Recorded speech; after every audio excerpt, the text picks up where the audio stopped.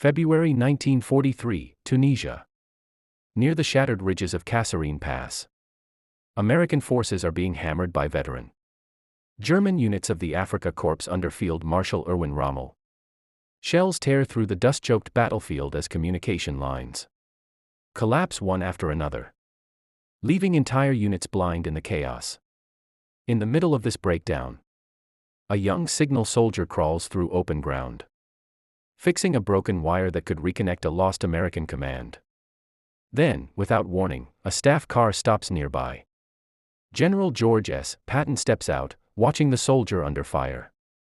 What he says in that moment, calm, direct, and unforgettable, would reveal a brutal truth about leadership in war. Courage means nothing if communication fails when it is needed most. The North African Campaign was the first major test of American ground forces against the German war machine. After the shock of Operation Torch in late 1942, inexperienced U.S. units were thrown into a fast-moving desert war, dominated by Rommel's tactical brilliance and hardened veterans. In Tunisia, the battlefield stretched across vast, exposed terrain where radio interference, damaged cables, and overwhelmed command posts turned coordination into a constant struggle. Signal Corps soldiers became the unseen backbone of the army, repairing lines under fire, often advancing faster than the infantry just to restore contact between units that were already under attack. When Patton took command of 2 Corps, he inherited not just a struggling force, but a fractured system of communication. He understood that tanks and artillery were useless without reliable command flow.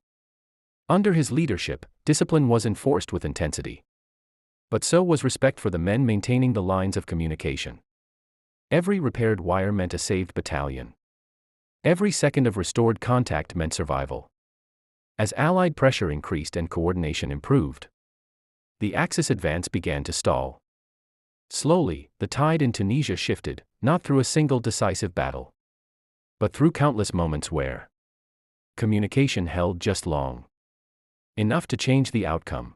The fighting in Tunisia revealed a truth often buried in military history.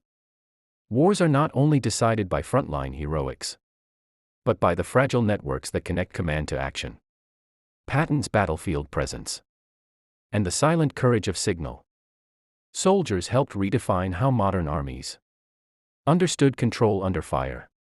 Communication became as vital as firepower itself, shaping every major Allied operation that followed in Europe. And in that moment under Tunisian fire, a simple repaired wire became a symbol of something larger. How? Victory often depends on the unseen links holding chaos together.